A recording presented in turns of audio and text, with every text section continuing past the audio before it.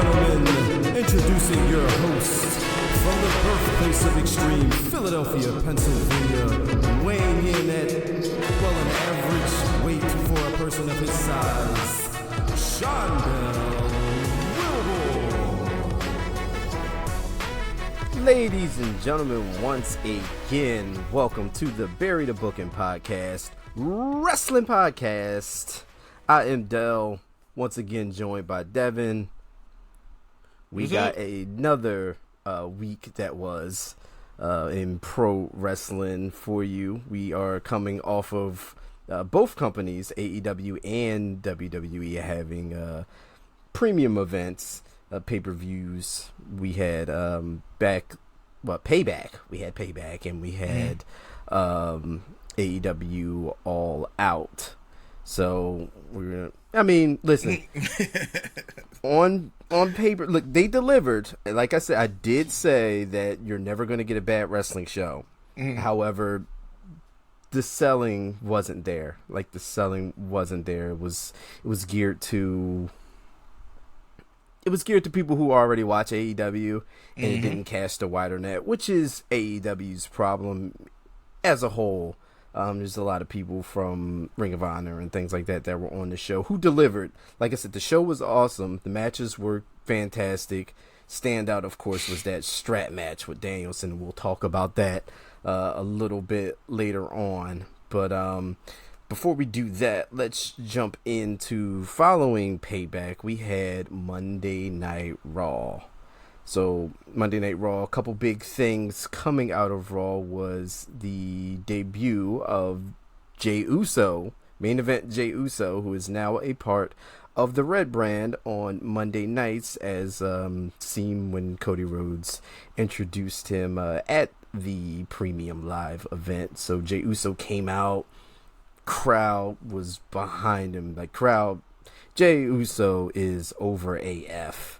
And like I said, the crowd was just eating this up. They got a good moment with him and Sami Zayn coming back, and just forming that friendship, forming that bond once again. And we'll see where it goes. But Jey Uso is very much a part of Monday Night Raw, and seems like he's going to be a big part of Monday Night Raw, just based off of crowd reaction, and then being interwoven with Sami Zayn, and he's got all these other different angles from being in the bloodline with people still holding some grudges with him. So how'd you feel about the opening segment? First off, I didn't know. I can't tell the difference between Jimmy nor Jay. Be real. I go over this with everyone. It's easy. I'm like, that's why Jimmy on this is wrong show. Till everything came out, like, oh, okay. Now, Mr. Uso over here. My prediction. He's going to join Judgment, right? You think he's going to join Judgment Day? Yeah. You think so? Yeah. I feel it. Okay. Judgment is running things. Interesting. You want to have Jay, is one of the big guys. Now, it can go two ways for Jay. He can get on board with Judgment, or he can go for a title. But I feel like he's going to go more with joining Judgment than going for a title right off the bat. Okay. All right. I mean, right now, I don't know what they're doing with Kevin Owens right now. I'm not sure, but they could do something. They could do a quick program with Sami Zayn and Jey Uso against Judgment Day. They could do something like that, playing off of them just now, getting back together and having this bond, rekindled, so to speak. So they could do that. I kind of see maybe him feuding with Judgment Day for a minute. I mean, Judgment Day's everywhere on Monday Night Raw. They're interwoven everywhere. And now SmackDown, because they are the tag team champions. And we did see them on SmackDown as well, getting, with Bobby Lashley and the Street Profits. So Judgment Day's everywhere. Judgment Day's on Raw. Judgment Day's in NXT. Judgment Day's on SmackDown. They are essentially running WWE right now. They're the hot faction, hot act in WWE. So I don't know, man. Anything could happen, but I mean, True. Right now, Jey Uso is on fire in terms of like popularity. Like the crowd is behind Jey 100%, and things seem to be looking up for him. It's a lot less right now, a lot less convoluted than the stuff that's going on with Jimmy on SmackDown, or if he's in the bloodline, if he ain't in the bloodline. 1 second he's in, 1 second, they're like, oh, well, Roman didn't get it okay, but nobody told you to leave the bloodline. It's a whole crazy thing going on with Jimmy on SmackDown right now. But I don't know, man. We'll see what happens. Yeah. I am not a Jey Uso fan. Okay. But I'm gonna need to see more. I want to see him be more confrontational. Okay. I want him to see him being everybody's face, causing problems. Because, like, when he quit the bloodline in WWE, I'm like, oh, that's the best thing you ever did. Right. Deuces. Yeah, you was boring as hell to me.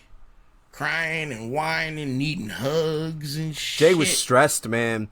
Jey was going through that shit for 3 years. He was doing all that stuff when Jimmy was out hurt, and then Jimmy got in trouble, so he was out again. So Jey was in this bloodline thing forever. Now he can make his own path. Yeah, and and that's a big story too, with Jey, and I think that's another part of his popularity, because people seen him, by himself when Jimmy was out all that long time, and he was, I mean, it's essentially forced to be a singles act, and he's sink or swim, and it caught on, and he was just so good in his role with being conflicted of Roman puppeteering everything and him pushing back a little bit, and then once he realized he didn't have the leverage, kind of pull back a little bit and fall in line, and then Jimmy coming back and all this. I mean, it's been great for that, but now with Bloodline is just all over the place right now.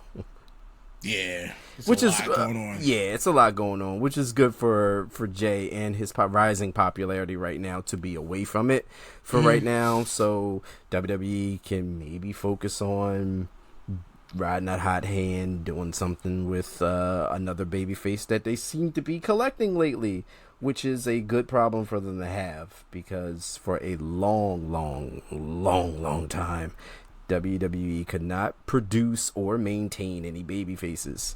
They were just bad at it. They were really, really bad at it. And it seems they got a couple of them on a silver platter here, so we'll see what they do with it. We'll talk about that in a minute.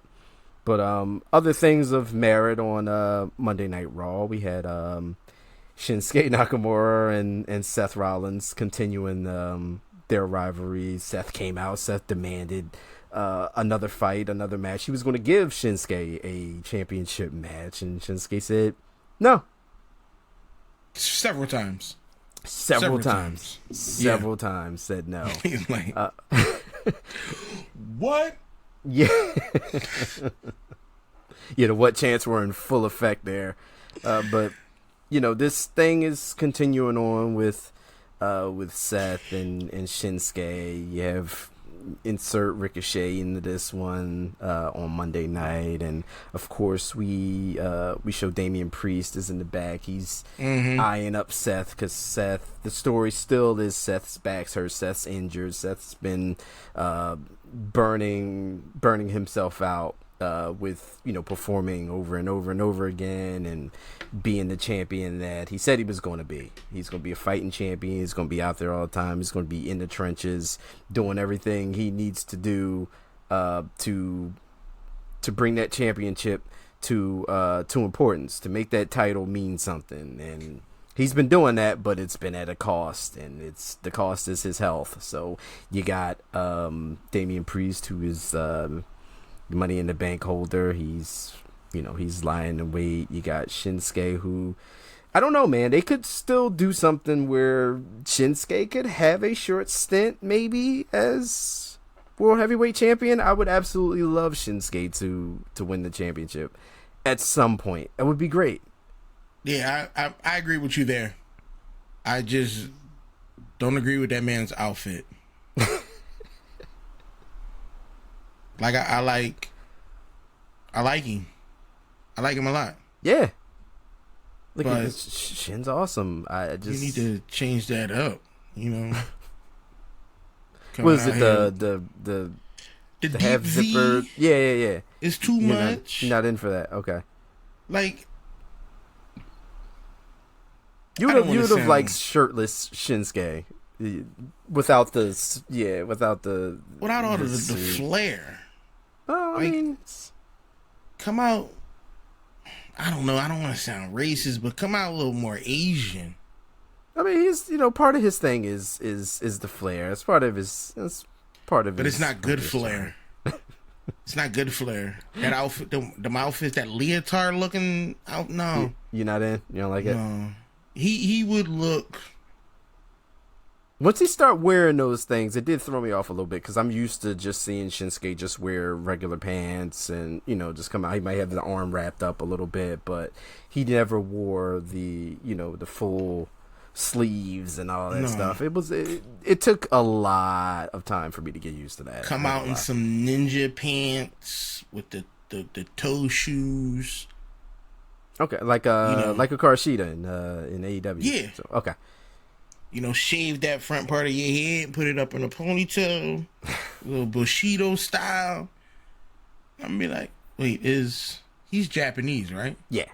Are samurais Japanese? I don't know. Don't get me lying. I just wish my man would update his outfit. Something to... Because I love the way he fights.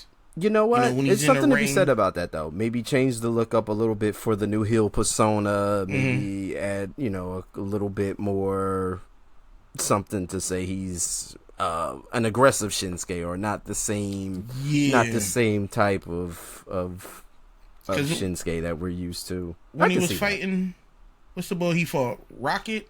Ricochet.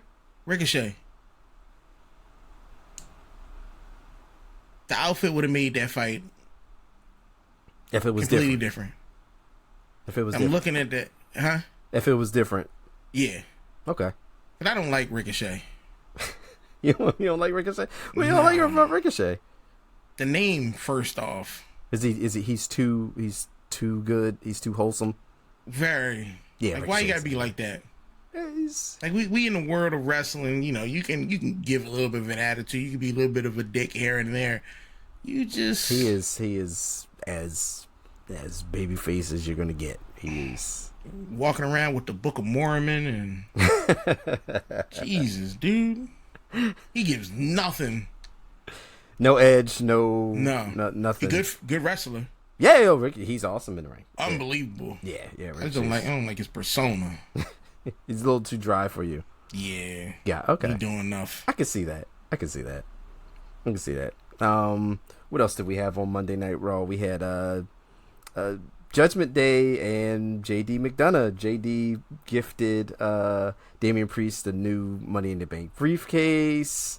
The talks are maybe we're going to bring JD into Judgment Day now. Who knows? Okay.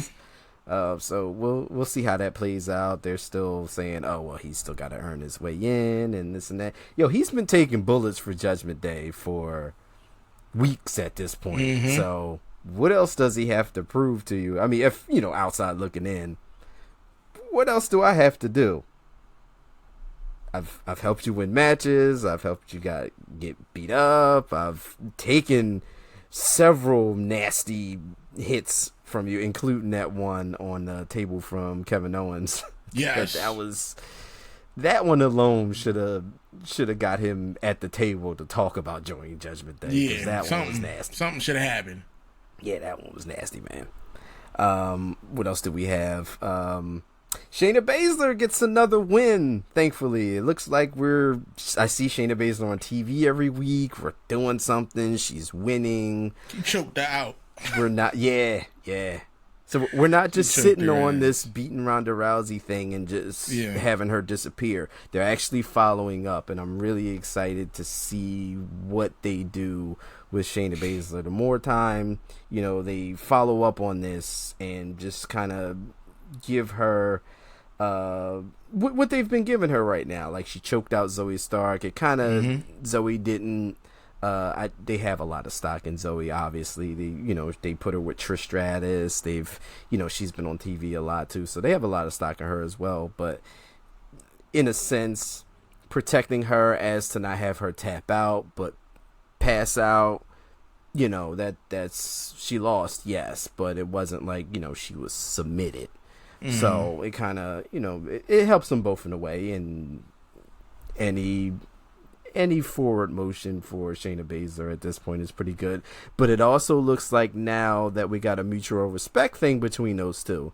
So maybe we see them tag team, whatever. I mean, it seems like whenever Shayna is a part of something, she's in a tag team with someone, which, whatever, but we'll see.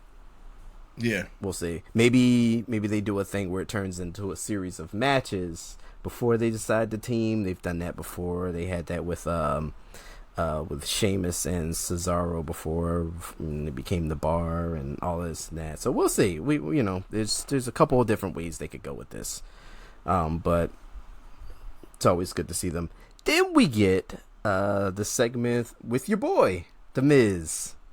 You want to talk about this segment here with John Cena? I'm always be a Miz fan. I'm always be a Miz fan. He made a good point. I think John Cena and LA Knight, they working together. You're in on the conspiracy. They're conspiring against the Miz to take him out. You got one of the most unbelievable, electrifying performers in WWE doing everything he can to just hold on. And then you got whatever LA these nights and Cena coming out of nowhere. The Miz is right. He right. Okay. All right, so you're all in with Miz on this feud. Yeah. Okay. All the way. I can see that. And John Cena, I'm done with you. It's over. Over. Unfollow me on Twitter. It's done. Forget about it. Done. Forget about it. You part of the problem now. You part of the problem. If you haven't seen this segment, it was entertaining. It was the Miz talking to John Cena, who wasn't there because we can't see him. We all know the joke, but it turned into him challenging LA Knight. After that, this rivalry is still going on, and we'll see what that. It looks like they're going to have that match next week's SmackDown. So. We'll see how everything plays on with this. But the story on Monday Night Raw, the story of this Monday Night Raw was the Intercontinental Championship match between Gunther and Chad Gable. They played it up all night, showed video packages, just different things on social media about once Gunther won the match, he would have then cemented his status as surpassing the Honky Tonk Man to become the longest reigning Intercontinental Champion in history. So this was the story he was fighting for. He was fighting for history. Chad Gable was fighting to not only prevent that from happening, he has no stake in that, but to win the Intercontinental Championship. And this match was freaking awesome.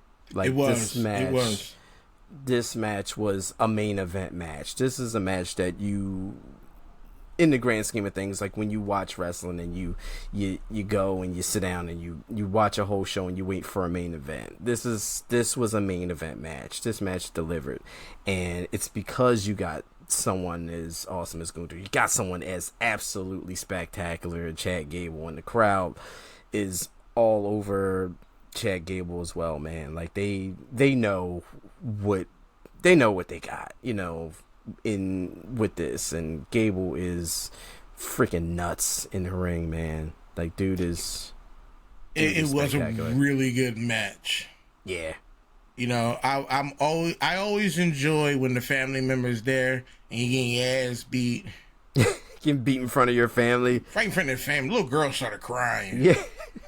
I'm like, that's what you get. And you going against Gunther. Yeah. He was hitting that.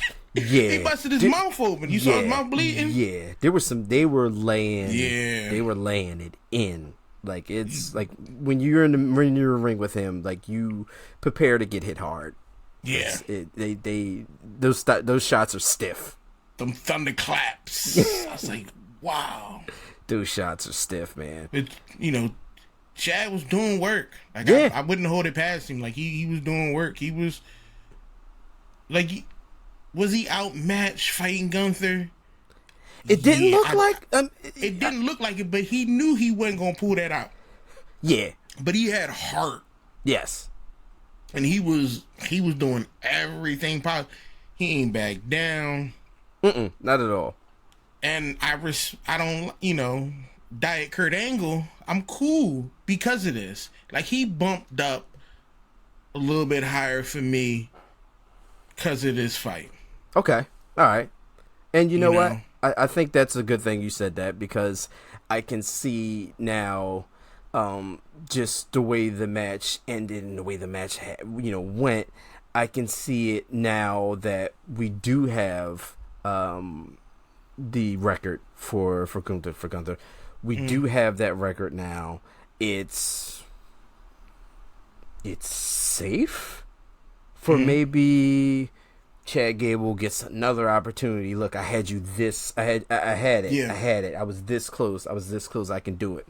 Then we can do the story where Chad Gable gets that rematch, and Chad Gable is the person to dethrone Gunther and beat him and take that Intercontinental Championship, and we can see Gable on a singles championship run.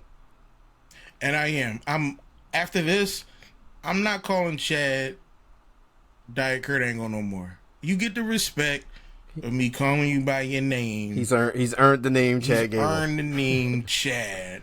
You heard it here. No longer Diet Kurt. You will be Chad from now on. Now, if you beat Gunther, I'll say your last name. He's got to work at it. You got to work at it. You got to go up. He was entertaining. Yeah. I was excited to see both of them in the ring. Yeah. He's so good, and both of them are so good, and just the styles together in the ring, like that, it was like instant chemistry, you know. Yeah. So I mean, I can totally see another match happen, and I can see Chad Gable finally taking it. You have, and that's another thing. Talking about babyfaces here, it's you got Jey Uso, who is rising in popularity. Cody is Cody, so people love Cody. Chad Gable maybe being the person to take down the unbeatable Gunther here, and finally take the title off of him. That could that'll raise his stock and popularity as well. Alpha Academy Act is doing good things on Monday nights as well. And then we get to the most popular babyface in WWE right now, arguably. I know you're going to argue it. I'm talking about LA Knight. LA Knight has gotten to the point where it's undeniable by WWE, and it's one of those things where. And this is the problem that they have had with baby faces and things, because the Roman Reigns era, it's like, they they saw Roman as this thing. They wanted Roman to be the face of WWE, which he is now. It didn't come in the form of him being the top babyface, though. It wound up him becoming the face of WWE, becoming the top heel, and that seemed to have been the formula there. But they'll take someone's popularity when the crowd gets behind them and kind of stall them out because they don't have the vision for the person, as opposed to riding the hot hand and seeing what's going on with this. But the argument also could be made for, it's just a fad. It's in for them to like this person right now. We're going to put stock in this person and they're not going to pan out, or they'll move on to somebody else. And, we've changed plans. We've done this and that. And then this person didn't, turn out to be what we wanted them to be, which, I can see that too. But LA Knight, the popularity is undeniable at this point. He's moving merchandise. He's getting ratings. He's a big deal. You're all sheep. All of y'all. Tell him why you're mad. He garbage. I don't like his attitude. I don't like his look. I don't like that. Yeah, you couldn't come out with nothing better than that. You don't like the catchphrase. You don't like nothing. I don't. I just don't know. It's just something about this man that I want to smack in the mouth every time I see him. And I don't want this podcast to get to me just shitting on LA Knight. Because maybe he would do something in the future that might make me change my mind. But right now, no. Like the last episode, I talked shit about him. The episode before that, I talked shit about him. Now, I'm talking shit about him, Cena. They all coming together. I don't give two shits that he beat Fairy. I don't care. You know what I'm looking forward to? Judgment whooping his ass. You want to see something happen with Judgment Day and LA Knight. Whoop his ass. Whoop his ass. Who Get knows? the little dude, the woman, all of them. Who knows? Catching backstage. Who knows where things go with LA Knight now? They're talking about a huge push for him going forward, because like at this point the numbers aren't lying and they're still rising in terms of his popularity and how much eyes are getting put on the product because of his popularity. And I mean, you got to ride the hot hand here. Like, but what do you do? Like, if they're gonna settle in and put the stock in him, like, does he like? He's got to get a championship, right? Yeah. Like, where do you go? Like you said, he had the match with Austin Theory on. Let me just, before we get into where LA Knight could possibly go, and we'll talk about different things that could happen with LA Knight. Can I say, I absolutely loved the pairing of Austin Theory and Grayson Waller. We need to stick with that. I don't know. Yeah, those two together, I'm on board with that. So if we have plans to continue this buddy, this friendship, this team, whatever you want to do, I feel like Austin Theory could benefit from playing off of Grayson Waller. Austin Theory, they put a lot of stuff. Now, Austin Theory is a guy they put a lot in. Austin Theory is a guy that they put a lot in, and it just didn't pan out. Didn't work out the way they wanted it to. I mean, he even beat Cena at WrestleMania. They gave Austin Theory a win over John Cena, and it didn't pan out for nothing. Like, it just didn't resonate, didn't connect. It's something with him. But I think having him and Grayson Waller together, I think that could be something. That's just me going off, I saw it and I was like, that looks like that could work. They could be those two annoying mid-level heels that are always involved in something on the show. They're annoying. They're everywhere. young, they're brash, not saying at all modern day Degeneration X at all, but you can a similar type of role, you know what I mean? That could work. I'd say do it. But getting back to LA Knight, getting back to the popularity here on LA Knight, you were talking about maybe getting him a championship. Yeah, he would need. We need something. He would need a championship. Like if you're gonna make LA Knight the big guy, the one, you're gonna have to give him a big championship match. Yeah. Just to keep him relevant. Because I don't understand why y'all like him at all. I don't understand why nobody does. But I do understand the game, and you want to keep him moving forward and getting bigger and bigger and bigger. You're gonna have to put a big belt in front of him. You want to bring more eyes to it. You want to get more. You want to get more people. I mean, if you type in LA on Google, he pops right up. Yeah, so that's not what I would do. Right. If I was running this show, I'd have just fired his ass. But I'm not money. Running the show. Yeah, he's making money for you now. Making money. He's making money for you now. Yeah, I'd make him wrestle. Trajectory's going up. Yeah. We are in. We're in now. Dare I say this? We're in dangerous territory in terms of around what time of year we are in. We are towards the end of the year, which means we're going to be towards the beginning of 2024, which means in January of 2024 is the Royal Rumble. Do we do anything with LA Knight in the Rumble? Do we have him win the Royal Rumble? No. First man out. They're not going to do that.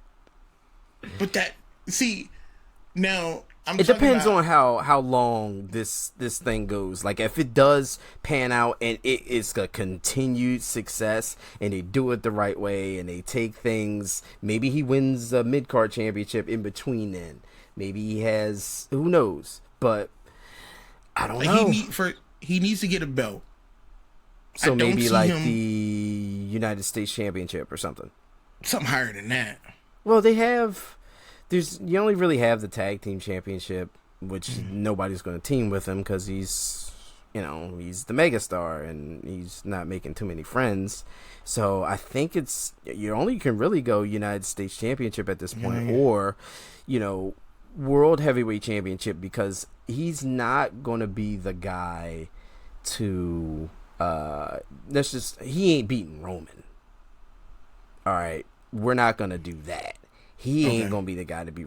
I don't see it. Popularity alone, I don't. Aside, I don't think. I think that's for someone else. It could still be for Cody. Who knows what the plans are? But I don't think it's that. You could have him win the Royal Rumble and go after the World Heavyweight Championship, though. Yeah, it could even be Damian Priest. By the time WrestleMania comes around, we don't know what's going to happen with the Money in the Bank. But here's the thing. There was that interaction between LA Knight and Paul Heyman. And that interaction right there led me to think there's going to be some issue. I'm hoping there's some issue. Now, they could definitely play off the popularity and have him fight Roman. They really could. I don't think he would be the man to beat Roman, but he could have him win. No, he don't have to win. He could be a main event player at that point. You could establish him as, all right, LA Knight is a guy that can be in the top spot and vie for a championship. You're 100% right with that. But have LA lose by interference or something like that. Okay. Don't make it just a straight out ass whooping. Right, okay. Make it like he doing work. Like he could have won if it wasn't. I'm saying this, I don't even like the guy. Right, yeah. But for me, sitting out and just enjoying the show, that's what I would want. You going against a big timer, you doing work, and interference is why you lost. I don't feel as though he should be losing a fight straight out like that. Not at this point now. He's too hot. He's way too hot now. He's got to be, like, he's beating Miz. Like, it's just going to happen. He's going to win, whatever other rivalries. He may take a loss here and there off of something cheap, but ultimately when they do the blow-off match and the payoff, LA Knight's going to come out on top. He's just that, it's where he is right now in the company. He's that star right now. And, I'm okay with it. I'm all right. I'm going to sit back. I'm going to enjoy the ride. He going to give me more fuel to talk shit about him. You know what I could see? Because WWE does do this also. I could see him having a match at the Royal Rumble against Roman. And then like an early match, like the first opening match or something like that. And then losing it. And then become like a secret entrant in the Royal Rumble later on in the night and winning it, and then challenging for the World Heavyweight Championship at like WrestleMania or something. Because WWE, they've done that before. Someone has like lost a championship match and then entered the Royal Rumble, which logically, like, shouldn't the Rumble people have already been established and you're in this match, so how could you, whatever, it's wrestling. But I could see that happen. Like that, who knows? And I like Royal Rumbles. I don't care who wins. You just like the Royal match. Rumble. I just like watching the Royal Rumbles. I like watching it. Just look each other up. It's one of those old school like things, just it's a very like childhood thing that still people still hang on to. People still love it. Like anybody who used to watch wrestling, like one of the first things out of their mouth, oh man, I used to like the Royal Rumbles and stuff. It's synonymous with that for people, which is good. Which is good, man. But yeah, we'll see, man. We'll see what happens. But right now, I can see. Like I said, LA Knight is that top. We got a babyface on SmackDown. Jey Uso, who knows what they're going to do with him on Monday Night Raw. He could be. I mean, Cody, I believe, is the top babyface on Raw, but Jey Uso, and they got Chad Gable over there, and I don't know. It's a good problem to have because you have so many people who are at the top spot in their heels. You do need some baby faces to play off. I mean, Seth Rollins and Shinsuke, but I don't know. Well, only time will tell there. We'll see what happens. Yeah, we'll see what happens with that. Jumping off of that to AEW. Let's just get into some AEW news. We had so we're going into the Arthur Ashe Stadium Grand Slam show. It's going to be a televised show, and then we have another pay-per-view coming up in the beginning of October that they're building to as well. So right now, what they're doing is they held like a little tournament for who's going to wrestle MJF at this Grand Slam event at Arthur Ashe Stadium, and I mean the participants in this match were vying for a world championship, right? And for me, I've always seen AEW, it's like, oh, well, wins and losses matter. Wins and losses matter. Wins and losses matter. And the best you can give me in this tournament is Trent and Roderick Strong and Darby Allin versus Nick Wayne. Who won? Nick Wayne just got there. He hasn't won anything. He hasn't done anything. His record's horrible.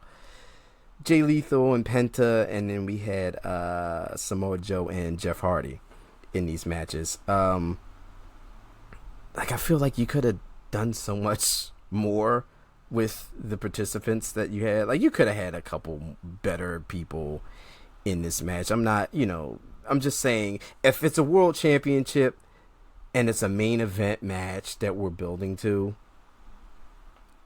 But I can also see the argument that I believe out of these people, I think Roderick Strong is actually going to win this tournament. See, I only like Samoa Joe. I know. Now, I do. Here's what I think is going to happen with this though. I think Roderick Strong wins this tournament, and I think he wrestles. MJF at the Arthur Ashe show, and I think Samoa Joe is left for another pay-per-view. So I feel like the bigger match would be Joe and MJF, and you're not going to give that away on TV. So Roderick Strong possibly will win due to the fact that MJF maybe cost Samoa Joe the match because Samoa Joe beat the hell out of him on Dynamite. Yeah. So maybe he gets a little retribution. Maybe it's Adam Cole. Who knows?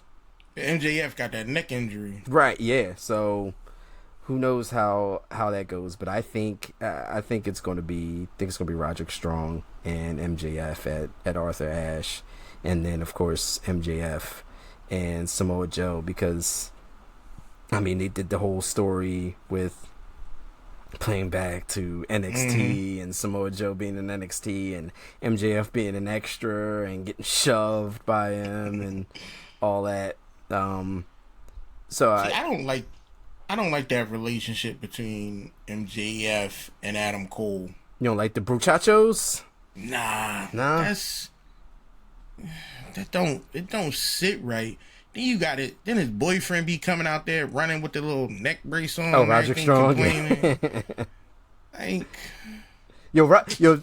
so the Roderick Strong stuff is funny now. Like, so it is. The match with Trent, like he comes out with the neck brace, he takes the neck brace off, and then like he wrestles this insane match. They had a good match, and then Roddy wins, and then the Kingdom comes in, and they put the neck brace back on him, and it's absolutely ridiculous. It is. And they're wearing t-shirts that say neck strong. Yes. Oh, I do want a God. t-shirt now. I kind of want a neck strong t-shirt. I ain't gonna lie.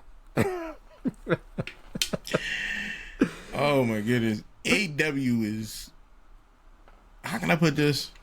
Very entertaining. AEW is entertaining. It is. They sometimes they suffer from not giving you a lot of information that they should give you. Like they go, and we had this talk when we talked about the All Out card. A lot of things that they do, they assume that you know already. Yeah. And you might not. Like the company's only been around for like 4 years, so they've grown a lot in 4. Yeah, oh yeah, like, big time. Yeah. But the base of AEW's fans, like the fan base that they have, we watch everything. We watch New Japan. We watch Ring of Honor, so we know these people that you're bringing in. But when you're on network television and you're trying to cast this wide net to get even bigger, because that's the goal, right? You need to introduce people a little better, I would say. Like you got Roderick Strong and the Kingdom. They're out here in this essentially a main storyline, because you got Roderick Strong and MJF and Adam Cole, and those are two top guys in your company, so all eyes are on them. And you see Matt Taven and Mike Bennett from the Kingdom. They're out here, they're talking, they're bringing up stuff from Adam Cole's past and all. You don't even know who Mike Bennett and Matt Taven are. They just came out, and all of a sudden they're just saying all these things, and they're on the microphone, and you're like, who are they and what are they talking about? Sometimes taking it a little slower to maybe introduce them a little better, just as a whole, not just with Taven and Bennett, but just people in general that aren't like your big stars that you would see every week. Like if you're going to debut somebody or put somebody in, just give the wider audience a little bit more.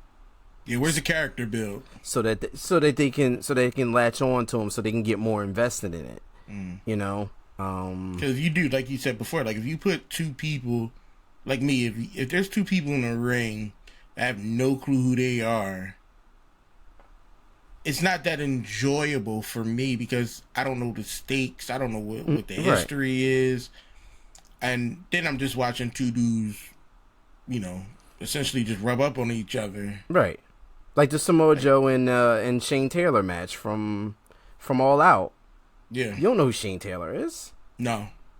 Like they didn't tell you anything about Shane Taylor. Like they gave you a little video package, but it's like they're wrestling in this match at All Out, and Shane Taylor's getting a shot at Samoa Joe's Ring of Honor TV title, and you're like, well, one, you haven't seen Samoa Joe do anything with the TV title because you don't watch Ring of Honor, so yeah, it's. And you're putting it on an AEW show. So, and I get, like, you're trying to cross-pollinate, trying to get eyes onto the Ring of Honor product, which is fine. But I'm not going to watch the Ring of Honor. I'm not going to watch it. I'm not going to be... Unless you're doing something spectacular, right. I'll never watch that. Right. And, and there are a lot of fans that are like that. But you need to get them invested so that they say, you know what? Maybe I will turn it on. Maybe I will see what's going on there. And, they can always do a better job at doing that. And I think that's one of the problems with AEW is, them not casting that wider net like they assume that already, because there is a large amount of us, the fan base, that know all this stuff already, but you also got people who don't. And people who, people who are looking for an alternative for WWE, who don't want that style of wrestling all the time, who wants to see a little bit more pro wrestling, that the AEW does give you, they could benefit from maybe just having some of the characters be a little bit more relatable, or have a little bit more about them. But, but don't get too deep, because then you're gonna turn into the WWE. Right? Yeah. Have enough. Yeah. Have enough that I feel invested and I'm intrigued. Right. But not enough where I feel like I'm watching Young and the Restless. Right. So something that you might have, like, if you knew a little bit more, you might have wanted to gladly spend your money on All Out, which was a good show, but on paper, you're looking like, well, you kind of just threw these matches together, what the fuck? Which brings me to that, and we had our first Collision post Punk. So we had Collision that was on D-Day. So we had Collision that was just a few hours removed from Punk's firing, and we had a whole week to sit on that. We had All Out, and now we are here with the last episode of Collision that we had. And because of reports came out, several different sites said like thousands of people tuned out on Collision the night Punk got fired. Like the opening announcement was that Punk was no longer with the company, and people just turned the show off. Oh, the ratings just took a tank. Yeah, people just turned it off. So now you got to do something to, something. So I think AEW is going to try to do everything that they can do to try to steady this ship here. And we talked about Saturday nights and how it's not the best time slot. But you got on the show we had Jade Cargill returning, which is something. Hopefully that gives an extra spark to the women's division. Hopefully it gets people like Jade Cargill. People absolutely love Jade. She came in knocking heads. Yeah. Jade had a 60-0 reign. Just impressive. Like they built her as this really big star, and maybe that star power translates if you keep her on Collision. Maybe not shift her around back and forth a little bit. Maybe make her must see on Collision. Maybe that'll help spike ratings. Who's to say? We signed the match between Eddie Kingston and Claudio Castagnoli. The match that I kind of wanted to see at at All Out. We're going to get that finally. They signed that. We have with the Miro and Powerhouse Hobbs still going with their storyline, and they added former Lana of WWE, CJ Perry, who is the wife of Miro. So, adding a couple of new faces there. Bryan Danielson, who is the world's MVP right now in AEW, just coming in last second, having that match with Ricky Starks at All Out, that strap match. Oh my God. Yeah, that strap match. I watched that. Oh my God. And dude's not even 100% healed. Like, his arm is still not good. Like, he was not even supposed to be back yet. And you get that kind of match out of him. It's insane. That commitment. Yeah, it's insane. And here's another thing that could potentially, in terms of Collision, like if you keep Danielson on Collision, he's a part of the Blackpool Combat Club, so I do predict him to be on Dynamite and Collision, but maybe you keep a lot of his matches to Collision, because he did say in his interview with Tony Schiavone that he is essentially on his last year of his career. He said he promised his daughter that when she turned 7, he would be done. He would walk away from it. And he said his daughter's 6 now. And he said he keeps his promises. So maybe that turns into making Collision destination. Who doesn't want to watch a Bryan Danielson match? Like, he is top tier on the planet in terms of what he does in the ring. He's just insane, just a freak, so maybe that's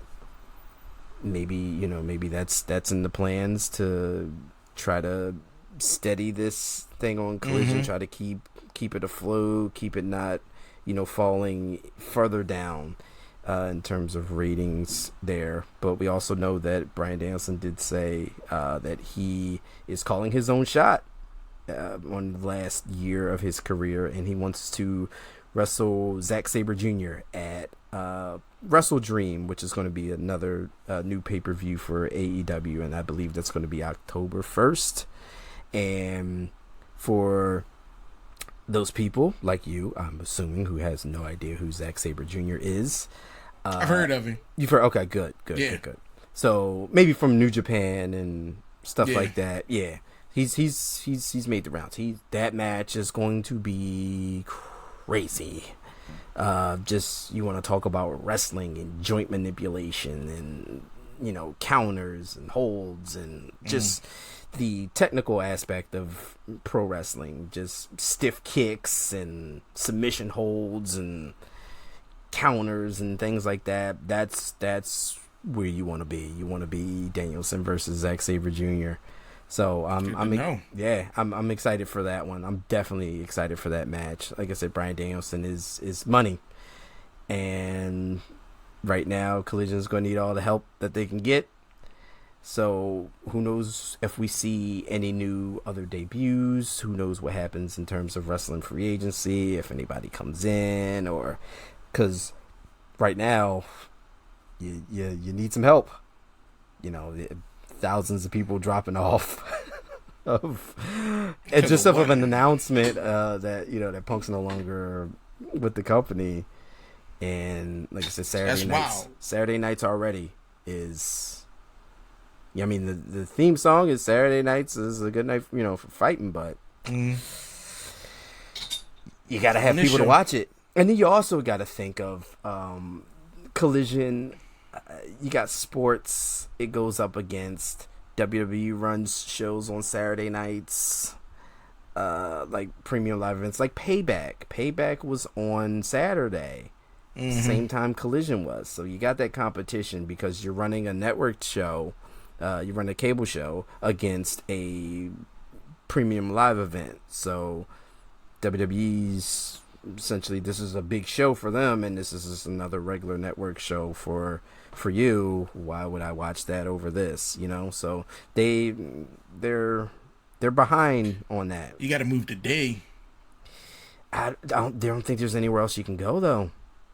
I don't think there's any other days.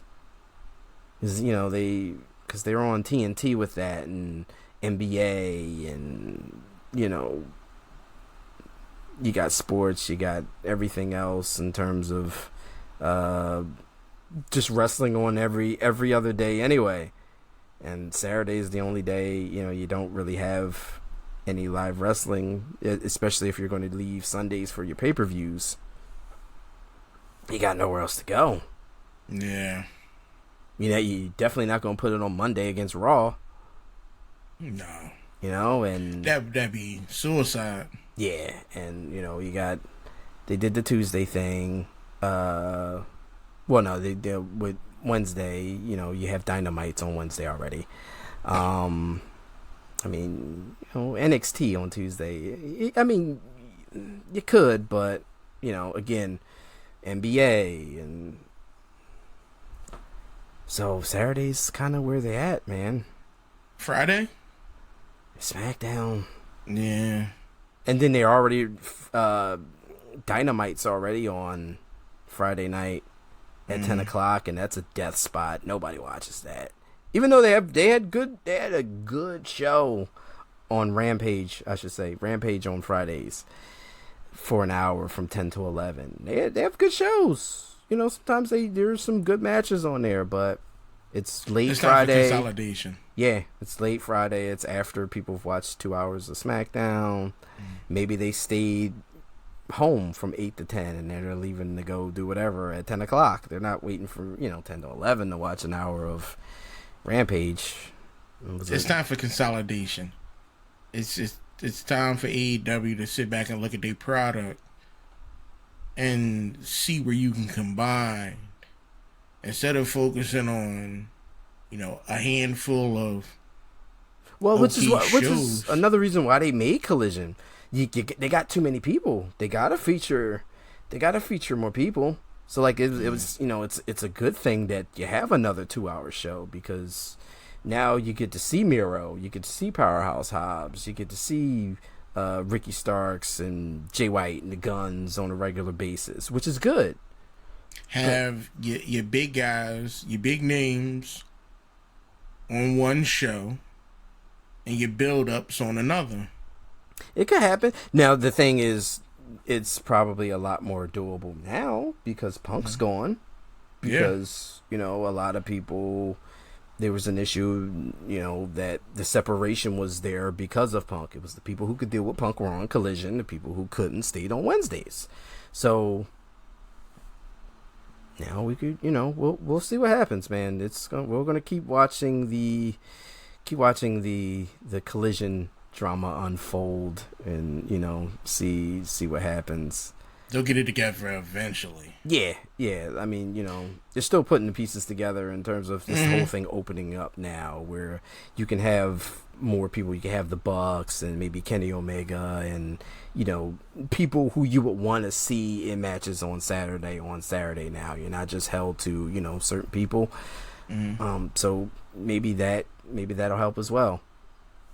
We'll see, man. We'll see. But that's going to go ahead and do it for us for this episode of the Bury the Booking podcast. Please like, follow, share, subscribe, listen wherever you like to listen to your podcasts. We're everywhere. If you like to view, if you like to look at these ugly mugs, we're on YouTube. My camera didn't cut out this time, and the camera didn't cut out this time, so you can get all the ganders you want now. For your viewing pleasure or displeasure, whatever you're into. But that's going to be it for us. We will see you next time on the Bury the Booking podcast. Later.